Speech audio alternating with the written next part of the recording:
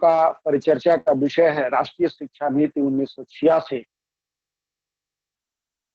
और उसके जो 5वें भाग है, 12 भागों की हम लोगों ने बताया कि वह 12 भागों में विभाजित है। और इसके पहले हम लोगों ने चौथे भाग पे चर्चा किया था। चौथे भाग को जो है हम लोगों ने कल के क्लास में परिचर्चा किया था। आज हम लोग जो है 5वें भाग की परिचर्चा करेंगे। 5वें भाग में क्या है उसको हम लोग समझने की कोशिश करेंगे। 5वां भाग भी बहुत महत्वपूर्ण है क्योंकि 5वें भाग में भी तमाम तरह की जो है परिवर्तन की बात की गई, तमाम नई चीजें लाने की कोशिश की गई। मूल रूप से विभिन्न स्तरों पर शिक्षा का जो है पुनर्गठन कैसा हो, प्राइमरी लेवल पर, सेकेंडरी लेवल पर, हायर लेवल पे किस तरह शिक्षा की व्यवस्था हो, इन सारे बिंदुओं को इसमें शामिल किया गया भाग 5 में। इसलिए आज हम लोग जो है उसके पुनर्गठन से संबंधित बिंदुओं पर विचार विमर्श करेंगे। सबसे पहले हम लोग प्राइमरी लेवल की चर्चा करेंगे। लेवल पर इन्होंने पुनर्गठन के स्वरूप क्या रखा, क्या उन्होंने उसमें प्रावधान करने की कोशिश की। तो पहला चीज इन्होंने कहा कि शिशुओं की देखभाल और शिक्षा से संबंधित कुछ जो है नवीन चीजों को जोड़ने की जरूरत है। उन्होंने कहा कि शिशुओं की देखभाल के लिए कुछ केंद्र खोले जाएंगे, जहां जैसी जरूरत पड़ेगी उसके हिसाब से जो उनके केंद्र खोले जाएंगे। और केंद्र क्यों खोले जाएंगे, आप लोगों ने देखा होगा कि घर में कुछ बच्चे ऐसे होते हैं, कुछ लड़कियां ऐसी, खास करके लड़कियां, जिनको घर में छोटे बच्चों को खिलाने के लिए कि जो बच्चों को देखभाल करें उनके लिए उनको रख दिया जाता है। और माँ जो है वह काम पे चली जाती है। खास करके गरीब तबकों में ये चीजें देखने को मिलती है, गाँव में भी देखने को मिलता है और शहर के क्षेत्र में भी ये सारी चीजें देखने को मिलती है। तो इसमें यह प्रावधान करने की वकालत की गई और सिफारिश की गई कि उनको शिशुओं को देखभाल करने के लिए एक सेंटर बनाया जाए, केंद्र बनाया जाए, जहां पर जो है कुछ लोग ऐसे होंगी, महिलाएं होंगी, जो कुछ लोगों की नियुक्तियां की जाएंगी जो शिशुओं की देखभाल करें। इससे क्या होगा, जो घर में बच्चियां, जो लड़कियां हैं, वह घर के छोटे बच्चों की देखभाल के लिए घर पे रह जाती हैं और शिक्षा ग्रहण नहीं कर पाती है, विद्यालय नहीं जा पाती है, वह विद्यालय जाने लगे। यानी लड़कियों को स्कूल जाने का अवसर मिले और वह वंचित न हो किसी कारणवश। यदि ऐसी परिस्थिति है, वंचित नहीं है तो ऐसी बात नहीं है। तो उन्होंने इसके लिए एक नया प्रावधान की बात कहा, इसमें सिफारिश की और उन्होंने इसके लिए केंद्र खोला। उन्होंने कहा कि प्रारंभिक शिक्षा पर विशेष ध्यान देने की जरूरत है, खास करके 2 बातों पर विशेष ध्यान देने की जरूरत है। एक तो उन्होंने बताया कि 14 वर्ष की अवस्था तक सभी बच्चों को विद्यालय में भर्ती कराएं। जो 14 ईयर्स के तक के बच्चे हैं उनको विद्यालय में एडमिशन जरूर कराएं। साथ ही साथ इस बात का भी ध्यान रखा जाए कि वह विद्यालय में टिके रहें। अक्सर क्या होता है कि बच्चे जो है कुछ क्लास के बाद विद्यालय को छोड़ देते हैं, ड्रॉप आउट हो जाते हैं। तो वो स्थितियां नहीं बने, बल्कि वह 14 वर्ष तक विद्यालय में टिके रहें, बने रहें, अध्ययन उनका जो है कहीं से भी अवरुद्ध न हो। पहली चीजें उन्होंने इसमें यह बात की। दूसरी, उन्होंने कहा कि शिक्षा की गुणवत्ता में सुधार भी होनी जरूरी है। केवल उनके टिके रहने से, केवल उनके नामांकन के रहने से ही काम चलने वाला नहीं है, बल्कि शिक्षा में गुणवत्ता भी होनी चाहिए जिससे कि उनके जीवन में सुधार हो। तो ये 2 महत्वपूर्ण बातें प्राइमरी लेवल पे। तीसरी बातें उन्होंने बताया कि प्राथमिक स्तर पर किसी भी कक्षा में बच्चों को फेल नहीं किया, इसमें फेल करने की जो है स्थितियां नहीं। बहुत लंबे समय तक ये लंबा चला, जो है बच्चों को फेल नहीं किया जाएगा। यह भी जो है कपिल सिब्बल साहब के नेतृत्व में जो मानव संसाधन विकास मंत्री थे, उन्होंने इस नियम को लागू भी कराया था। आने वाले समय, जो पीछे के समय आप देखेंगे, उसमें किसी बच्चों को फेल नहीं करना। इस आयोग ने सिफारिश किया था कि प्राइमरी लेवल पर बच्चों को फेल नहीं किया। इसके पक्ष और विपक्ष हो सकते हैं, इस पे हम लोग अभी अवसर मिलेगा तो अलग से परिचर्चा करेंगे, कितना उचित है कितना अनुचित है, वो अलग का मुद्दा है। लेकिन इन्होंने सिफारिश किया कि प्राइमरी लेवल पे बच्चों को फेल नहीं किया जाए। दूसरा, उन्होंने बताया कि मूल्यांकन जो है वह वर्ष भर के आधार पर किया, यानी कंटिन्यूअस एंड कम्प्रिहेंसिव एवेल्युएशन की वकालत इन्होंने की। इन्होंने सबमिटिव इवेल्युएशन के आधार पर रिजल्ट देने की जो बात कही जाती है, या जो परंपराएं हैं, उसको इन्होंने नकारा। उन्होंने कहा कि नहीं, वर्ष भर के आधार पर इनका मूल्यांकन। तीसरी चीज उन्होंने आगे करके बताया, जमीन चीज की बच्चों को दंड देने की जो प्रथा है, जो शारीरिक दंड की जो सिस्टम है, उसको एकदम हटा देने की जरूरत है। कहीं दंड की व्यवस्थाएं नहीं, उसके ऊपर उसका मनोवैज्ञानिक प्रभाव। यह भी एक चर्चा का विषय है कि जो है भारतीय परिवेश में गांवों के लेवल पे बच्चों में किस तरह की स्थितियां होती हैं, दंड की व्यवस्थाएं होती हैं, नियम जो भी हो, तो वह भी एक अलग परिचर्चा का विषय है। अगली बात उन्होंने अपनी जोड़ी इस प्राइमरी लेवल पे कि विद्यालय के समय और छुट्टी का निर्णय बच्चों की सुविधा को देखते हुए लिया जाना चाहिए। जो निर्णय हो वह बच्चों के विद्यालय का जो समय निर्धारित किया, कितने समय का विद्यालय होगा, छुट्टियां कब होंगी, किस तरह की होंगी, तो उन्होंने कहा कि बच्चों की सुविधा को भी इसमें ध्यान में रखने की जरूरत है, जिससे कि उनके पढ़ाई पे किसी तरह की जो है दिक्कतें ना। इसी आयोग की सिफारिश पर आप लोगों ने ऑपरेशन ब्लैक बोर्ड का नाम सुना होगा। इसकी सिफारिश जो है आयोग ने किया। उन्होंने विद्यालय की स्थिति को सुधारने के लिए ऑपरेशन ब्लैक बोर्ड के माध्यम से विद्यालय की दशा और दिशा सुधारने की उन्होंने बात की। यही आयोग था। पूछा जाता है कि जो है ऑपरेशन ब्लैक बोर्ड की सिफारिश किस आयोग ने किया? तो राष्ट्रीय शिक्षा नीति 1986 के माध्यम से ही इसकी सिफारिश की गई थी। और इसमें कुछ प्रावधान किए गए थे कि 2 कमरे कम से कम होने चाहिए विद्यालय में, जो है बरसात और जो है अलग-अलग मौसम के लिए जो है होने चाहिए।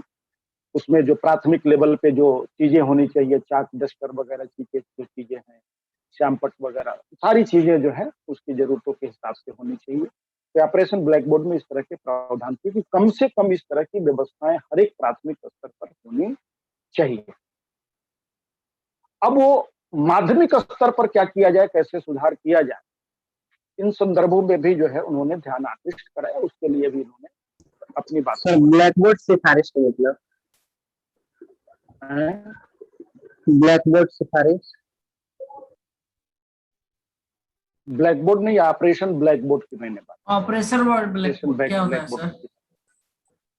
क्या होता है सर ये ऑपरेशन? बताएंगे लास्ट। ऑपरेशन ब्लैक बोर्ड बताए तो ऑपरेशन ब्लैक बोर्ड के माध्यम से योजना बनी। इसमें जो भी प्राथमिक विद्यालय है वहां कम से कम 2 जो है कमरे होने चाहिए।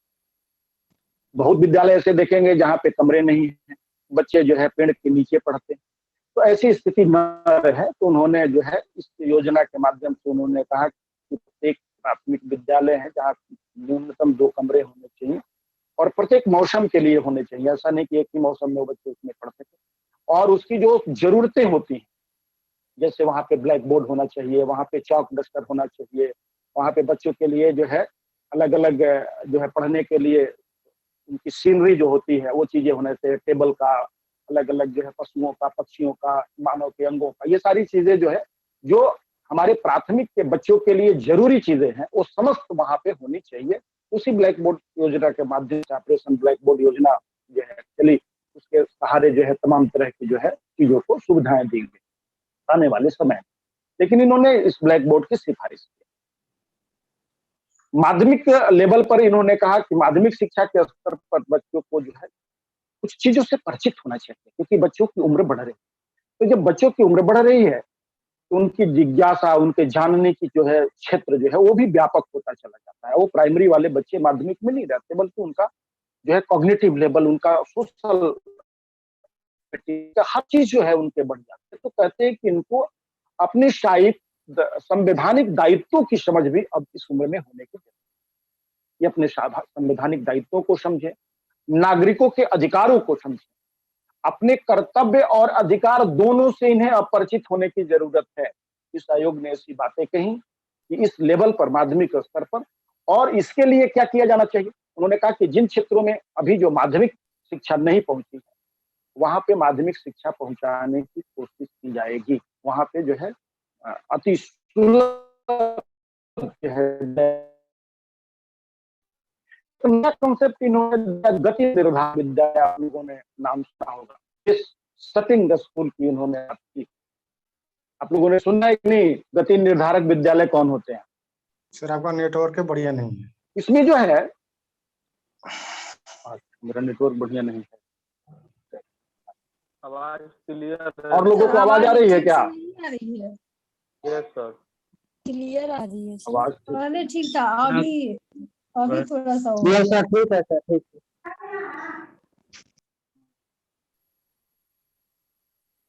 देखते हैं नेटवर्क चेंज करके। कभी कभी क्या होता है कि मेरे नेटवर्क से प्रॉब्लम नहीं होता है, आप लोग का अपना भी नेटवर्क मजबूत होना चाहिए, टावरे भी है बैठले ना? बन जाए। Yes sir. लोग बता रहे हैं।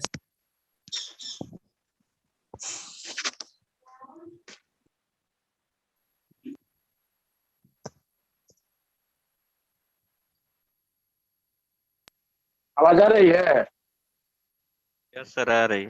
यस सर, आवाज आ रही कैसी है। आ रही? आवाज सर, क्लियर ठीक। है? हाँ ठीक है। चलो चलिए, तो हम गति निर्धारक विद्यालय की मैं चर्चा कर रहा था। इन्होंने गति निर्धारक विद्यालय की भी सिफारिश इन्होंने किया। गति निर्धारक विद्यालय क्या है? जिन बच्चों में विशेष प्रतिभा होती है, जो जीनियस बच्चे होते हैं, जिनकी रुचि पढ़ने में बहुत अच्छी होती है, तो अच्छी शिक्षा उनको कैसे उपलब्ध कराया जाए और तेजी से उन्हें शिक्षा कैसे दी जाए, इसी संदर्भ में जो है इनको कैसे आगे बढ़ाया जाए, इसी के लिए गति निर्धारक विद्यालय की स्थापना की विचार। इसके लिए देश के विभिन्न भागों में गति निर्धारक विद्यालय की स्थापना की जाएगी, सिफारिश किया। उसमें यह भी उन्होंने प्रावधान किया कि जो SC/ST हैं, उसके जो बच्चे हैं, उनको इसमें विशेष आरक्षण की व्यवस्था की जाएगी, जिससे कि जो है बच्चों को पढ़ने में किसी तरह की दिक्कत न हो। इसमें यह भी बात शामिल की गई कि मुख्य रूप से इस में जो गति निर्धारक विद्यालय मुख्य रूप से इस तरह के बच्चे मिल किया जाए जो ग्रामीण के बच्चे हैं।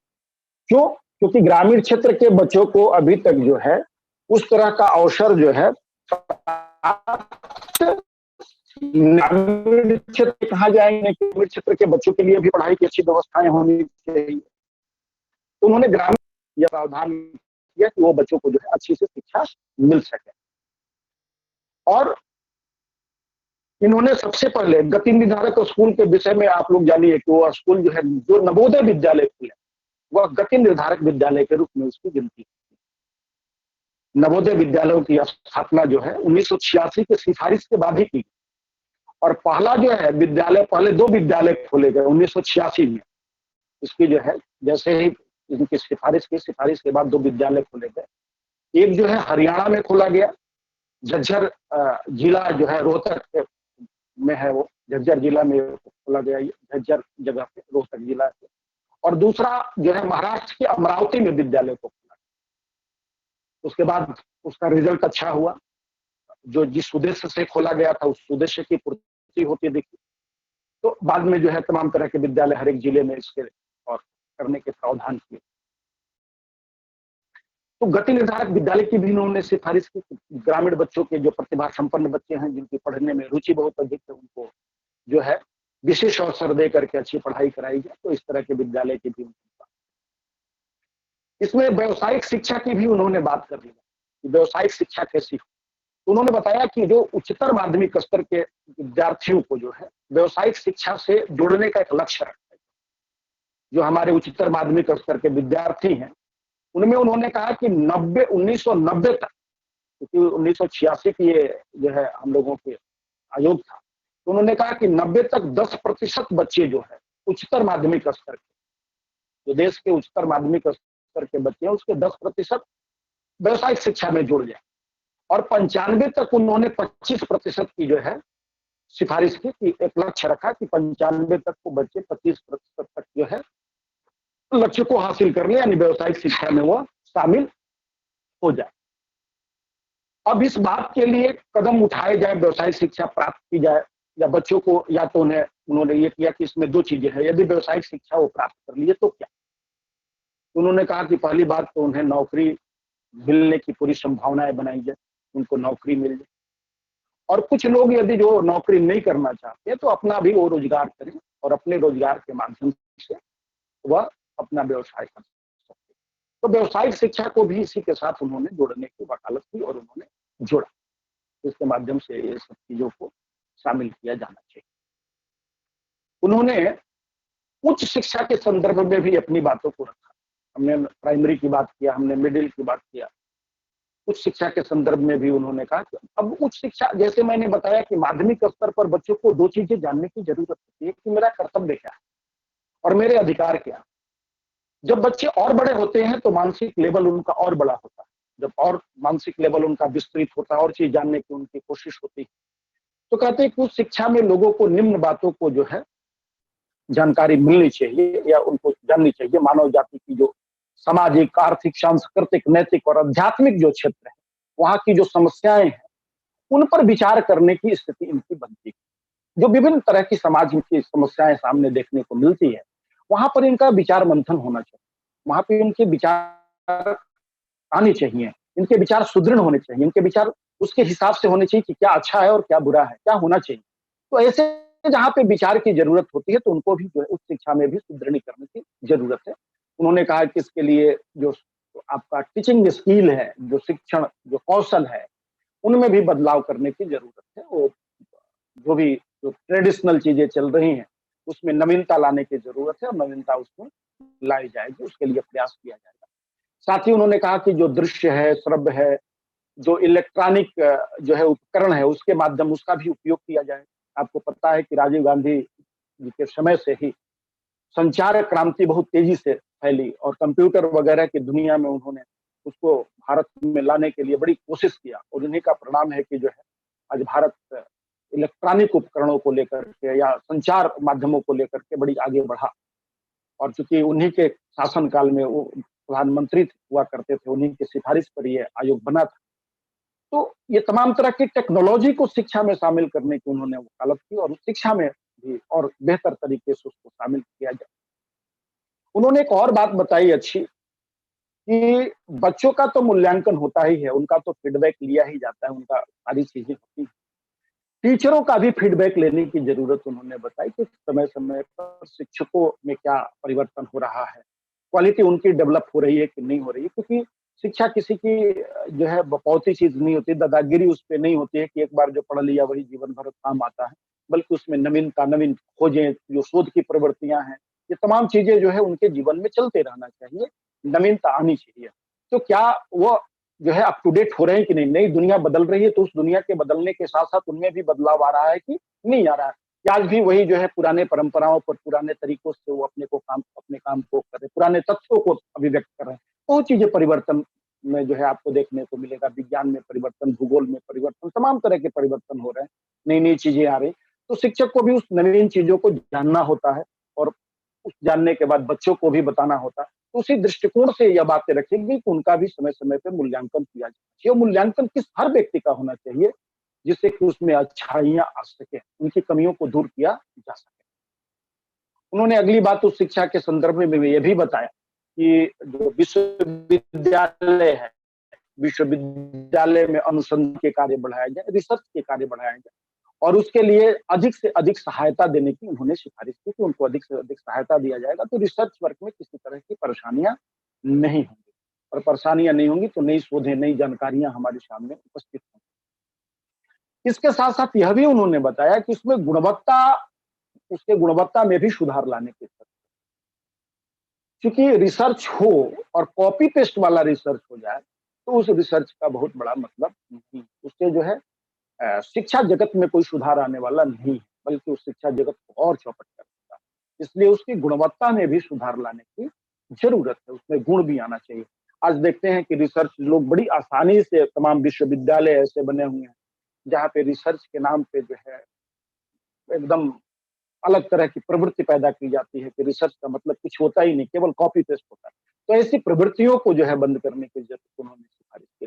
आपको पता है कि जो इंडिकेट कर रहा है कि आपका समय समाप्त होने वाला है, तो उसमें एक चीजें और भी हैं कि एक नई बात आई थी शिक्षा नीति के तहत कि आपके नई जो है मंत्रालय, ये मानव संसाधन विकास मंत्रालय की तरफ से एक बार आया था कि जो विश्व के तमाम यूनिवर्सिटी हैं, उसमें बहुत विश्व के अलग अलग देशों के यूनिवर्सिटियों के संदर्भ में बात आई थी कि वहां से यदि किसी ने पीएचडी किया है तो उसे वाइवा भी देने की जरूरत नहीं, लेकिन उसमें भारत के किसी विश्वविद्यालय का नाम, आप अंदाजा लगा सकते हैं कि 1986 में भी गुणवत्ता की बात की गई, लेकिन आज भी हमारी गुणवत्ता कहीं न कहीं प्रभावित है।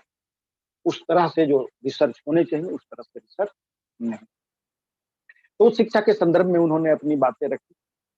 खुले विश्वविद्यालय, ओपन यूनिवर्सिटी की भी उन्होंने वकालत की, कि जो है उच्च शिक्षा के लिए बहुत अवसर लोगों को नहीं मिल पाते। आज के डेट में भी विश्वविद्यालय में बच्चों के नामांकन कम हो पाते हैं, तो बहुत लोग शिक्षा से वंचित हो जाते हैं। तो वो लोग जो है ओपन यूनिवर्सिटी से ही जाकर के नामांकन लेते हैं और उससे भी डिग्री हासिल करते हैं। तो उन्होंने ओपन यूनिवर्सिटी की वकालत की और ओपन यूनिवर्सिटी की जो है भारत में शुरुआत एक तरह से आंध्र प्रदेश से जो है होती है 1982 में, 85 में जाके इग्नू की स्थापना होती है। अच्छा, इन्होंने इग्नू की और समृद्ध करने की भी वकालत किया। ओपन यूनिवर्सिटी में इग्नू को और समृद्ध करने की उन्होंने वकालत की। तो इस तरह से ओपन यूनिवर्सिटी की भी जो है उन्होंने सिफारिश की थी, ऐसी व्यवस्थाएं की। डिग्री को नौकरी से अलग किया जाए, ऐसा भी इन्होंने एक संदर्भ इसमें लाया था। उन्होंने कहा कि यह उन सेवाओं पर शुरू की जाएगी, उन सेवाओं के लिए उन्होंने कहा कि उस डिग्री की कोई जरूरत नहीं है, जिसमें विश्वविद्यालय की डिग्री की आवश्यकता नहीं होती। जहां पर विश्वविद्यालय की डिग्री की आवश्यकता नहीं होती है, वहां डिग्री नौकरियों की आवश्यकता को हटा दी जाएगी। और कहा कि कहाँ नहीं हो सकता है भैया, इंजीनियरिंग के इंजीनियर की जरूरत है, मेडिकल के क्षेत्र जो है, कानून के क्षेत्र हैं, शिक्षा के जो क्षेत्र हैं, तो और अन्य जो है जो क्षेत्र हैं, तो वहां पे जो है इसकी जरूरत पड़ेगी, वहां पे डिग्री चाहिए। लेकिन उन्होंने कहा कि बहुत ऐसे क्षेत्र हैं जहाँ पे डिग्री की कोई जरूरत नहीं होती, तो वहां पे बिना डिग्री के भी नौकरी लोगों को दी जानी चाहिए। इस तरह की भी इन्होंने बात की। अगला जो है इन्होंने आपके भाग 5 में ग्रामीण विश्वविद्यालय की भी वकालत, ग्रामीण विश्वविद्यालय की स्थापना की जानी अलग अलग क्षेत्रों में। और उस ग्रामीण विश्वविद्यालय में जो शिक्षा के स्तर पर गांधी जी के विचारधारा है, गांधी जी की जो सोच रही, उस सोच के हिसाब से उस विश्वविद्यालय की स्थापना की। उसमें व्यवस्थाएं जो वो गांधी जी के जो चिंतन शैली है गांवों के संदर्भ में, तो वो सारी चीजें उसमें शामिल की जानी। इस प्रकार से हम लोगों ने भाग 5 के जो है में मूल रूप से 4 चीजों को देखा कि प्राइमरी लेवल पर शिक्षा की व्यवस्था के संदर्भ में क्या करने की जरूरत है, माध्यमिक स्तर पर शिक्षा की व्यवस्था में क्या करने की जरूरत है, और उच्च शिक्षा में क्या करने की जरूरत है। इसके साथ ही साथ उन्होंने व्यवसायिक शिक्षा के संदर्भ में भी अपनी बातों को रखा। माध्यमिक स्तर पर बच्चे जो निकले, तो इस तरह से एक लक्ष्य रखा उन्होंने 1990 1995 के हिसाब से 10 और 25% के हिसाब से उन्होंने लक्ष्य रख दिया। और यह भी व्यवस्था की कि जो व्यावसायिक शिक्षा प्राप्त कर ले उन्हें नौकरी मिलनी चाहिए, उन्हें नौकरी की व्यवस्था होनी चाहिए, और कुछ छूट भी जाए तो स्वरोजगार की तरफ वो जो है अपने जा सके, ऐसी भी व्यवस्था की उन्होंने बात की। साथ ही साथ उन्होंने डिग्री की जो है नौकरी में डिग्री की जो है को निकालने की बात कही कि डिग्री को अलग किया जाए उससे। उन्होंने ओपन यूनिवर्सिटी की बात की और उन्होंने ग्रामीण विश्वविद्यालय की अवधारणा को भी सामने लाया। साथ ही साथ ऑपरेशन ब्लैक बोर्ड, ये ऑपरेशन ब्लैक बोर्ड भी आपके शॉर्ट नोट्स में जो है कहीं कहीं देखने को मिलते हैं। वैसे तो आप लोग का लॉन्ग क्वेश्चन आता है। और 2 चीजें जो इसमें से सिफारिश के बाद जो है लागू भी की गई, ऑपरेशन ब्लैक बोर्ड भी लागू किया, आपका नवोदय जो है विद्यालय की भी जो है अवधारणा को जो है लागू कर दिया गया आने वाले समय में। तो इस प्रकार से हम लोगों ने मूल बिंदुओं पर चर्चा की। यदि किसी का कोई प्रश्न हो तो आप रख सकते हैं। किसी का कोई प्रश्न? सर उच्च शिक्षा के लिए जो बताई है इन्होंने, तो थोड़ा सा बता दीजिए सर।